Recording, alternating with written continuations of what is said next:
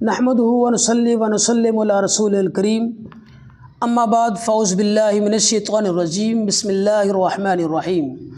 تمام معزز سامعین و ناظرین کو روحانی دنیا میں خوش آمدید۔ امید کرتا ہوں اللہ کے فضل و کرم سے تمام احباب خیر و عافیت کے ساتھ ہوں گے۔ معزز سامعین و ناظرین، دشمن اور جادو اور جنات سے محفوظ رہنے کے لیے کوئی ایسا عمل، کوئی ایسا وظیفہ، کوئی ایسا حصار کہ جس کو بندہ اپنا معمول بنا لے تو دشمنوں کی دشمنی سے، حاسدین کی حسد سے اور جنات وغیرہ جادو سے بندہ محفوظ رہ سکے۔ ایسا کون سا عمل ہے؟ ایسی کون سے وظائف ہیں؟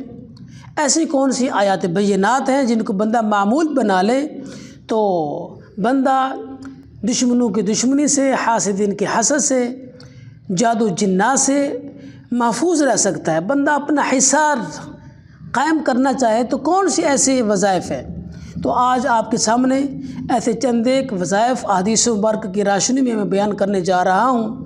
اگر آپ روزانہ کی بنیاد پر اس کو اپنا معمول بنا لیتے ہیں تو انشاءاللہ اللہ کے فضل سے آپ جادو جنات سے، دشمنوں سے، حاسدین سے ہمیشہ کے لیے محفوظ ہو جائیں گے۔ وہ حصار ہے کیا؟ رات کو سوتے وقت جب آپ اپنے بستر پہ سوتے ہیں تو 3 مرتبہ آیت الکرسی پڑھ لیں، 3 مرتبہ سورہ فلق پڑھ لیں، 3 مرتبہ سورہ ناس پڑھ لیں۔ ان تینوں چیزوں کو پڑھنے کے بعد اپنے ہاتھوں پر پھونک لگا کے سارے جسم پر مل لیجیے۔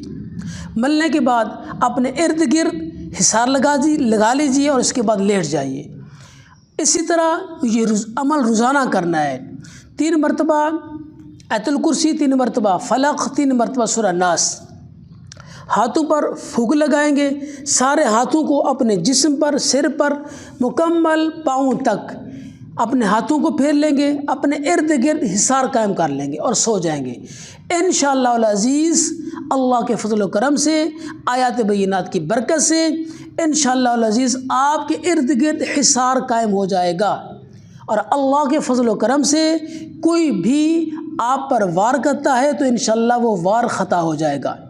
آپ کے دشمن ہیں، حاسدین ہیں، آپ کے مخالفین ہیں، وہ ایڑی چوٹی کا زور لگا لیں، انشاءاللہ العزیز آپ کو کسی قسم کی کوئی تکلیف نہیں پہنچے گی بفضل اللہ تعالی۔